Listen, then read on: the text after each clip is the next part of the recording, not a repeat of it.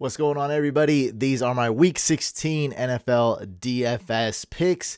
We're looking at DraftKings. We're looking at the main slate. So those are the Sunday games. And let's jump right into it. Also, we're looking at more so GPPs. Cheap plays, punt plays, contrarian plays, high upside plays. All right, so the two quarterbacks that I really like this week as far as projections and should be pretty chalky are going to be Justin Herbert and Matthew Stafford. Two obvious picks that I like. I wouldn't be afraid to pick these guys in GPPs. That's okay. So we'll look at some cheaper and less obvious options. I really like Joe Burrow. He's not going to be contrarian by any means, but he and Chase have been, at least people say, right, they've been kind of slacking and kind of falling off. So it's just not a lot of hype around these two right now, but you can stack Joe Burrow with Higgins, Chase, and I really like it going against the Ravens. Secondary is not good there. I think Joe Burrow can really light it up. 5,900 for Joe Burrow. Next, Matt Ryan. We have Matt Ryan at 5,400. Where is that?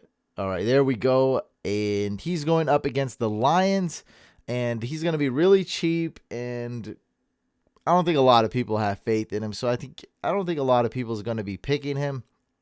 And it's okay if we don't go contrarian, because my other pick would be Zach Wilson, but I really don't like him. And so if you really want a contrarian pick, it's this guy, but his receivers are so banged up, and I just don't know. I don't know if I'll be picking this guy. I got to pick at least 10 lineups for me to have Zach Wilson in one. So just not a lot of confidence in there. We do have the minimum price club, but I won't be picking these guys. But just so you know, we do have two starting quarterbacks minimum price. So that's going to be Tim Boyle. He's 4,000, and Nick Foles, 4,000. I definitely won't be picking either of them. But if I had to choose, I guess I'd go with Boyle with that matchup against the Falcons. Okay. For running backs, I like a couple guys here.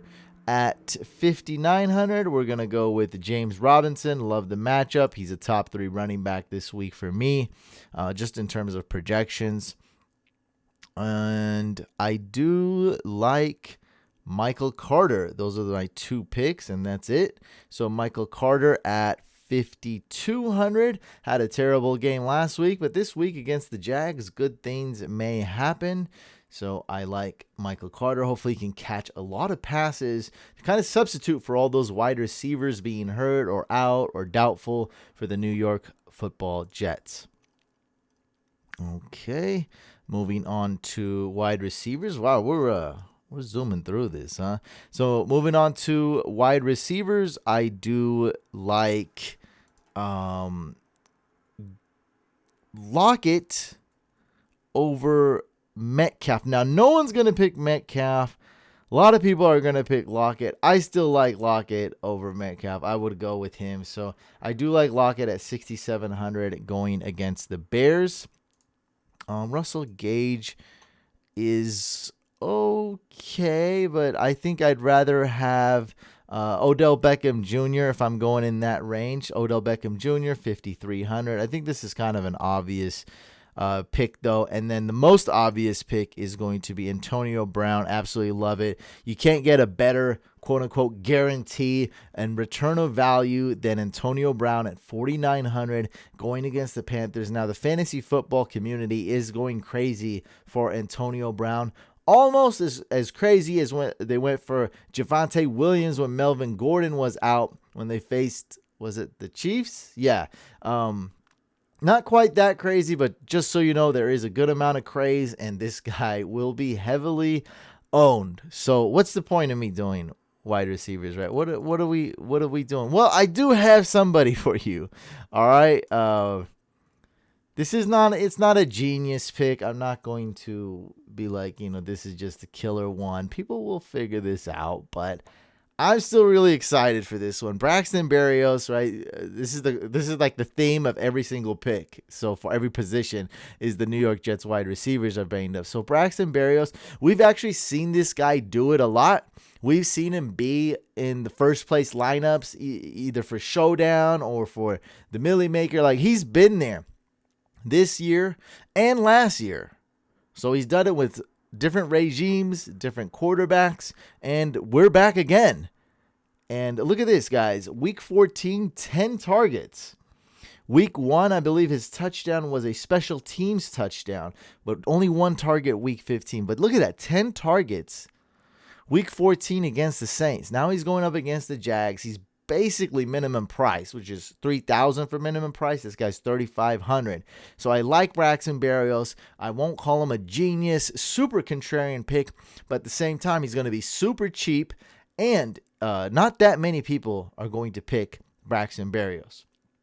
All right, and just keep tabs on the Chiefs situation with Kelsey and Tyreek Hill, because you may want to pick Pringle or Mecole Hardman, but that's really if Tyreek Hill is out, and keep tabs on Kelsey. Those two see a lot of targets, obviously. So just keep tabs on that, because Mecole and actually my more favorite guy, Pringle, they're at 3,500, I think, and 3,300 respectively. So just keep tabs on those injuries.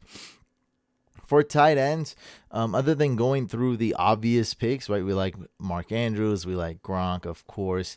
I really like Kyle Pitts. I think that he will be overlooked a little bit. This is the game for him. That's what it's looking like. Either Gage or Pitts should go off. Someone's going to go off this game.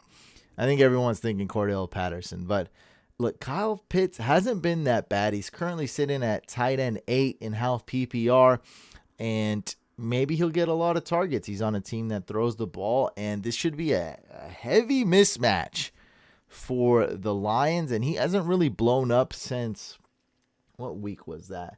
Week 7. So he did great week 5. Week 7 really hasn't done much outside that. It's still good enough to be a top 8 tight end, and we'll see. Like his price point, this is somewhat contrarian. I know it's like the most talked about prospect ever, but his price isn't that great. He hasn't been that great, right? No one's really talking about the Falcons. No one's really talking about Kyle Pitts. I think you can sneak in slightly under the radar and maybe get yourself a good tight end. And another tight end I do like is going to be Tyler Higbee. I don't think a lot of people will be picking him. 3,800. He's just outside of like the top tight ends, like top 8, top 9. I think Tyler Higbee's right there in my tight end 10 this week as far as projections go.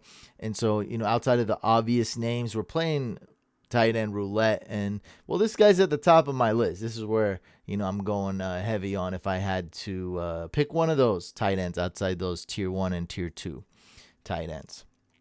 For defenses, there are a lot of options, but I narrowed it down to 4, really maybe less than that. Kind of like, 4, but then I really like 2 of them.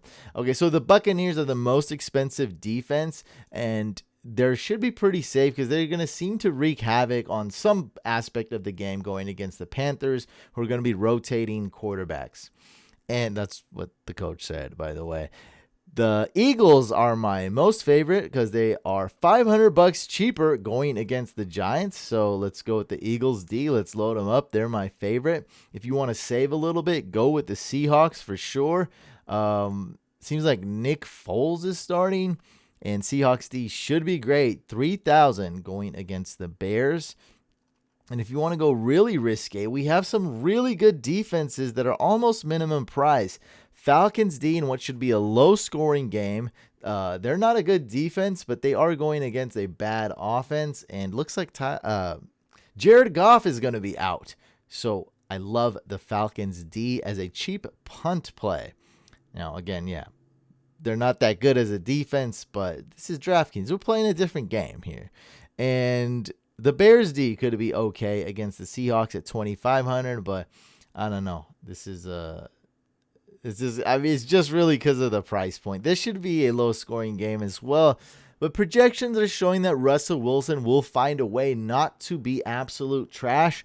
Don't know about that, but if he just keeps throwing and keeps at it, they'll find a way to hit Everett or Tyler Lockett. Probably not DK Metcalf, because I don't know why that hasn't been working since he came back with that finger. But yeah, it's showing that Russell Wilson will find a way to win this game and make enough plays to where the Bears defense won't be that great. Yeah, that's going to do it for this video. Just want to make a quick, short DraftKings video for those of you interested in the main slate GPPs. Let's go win the Millie Maker. That's how I'm going to end it. All right, guys. Good luck.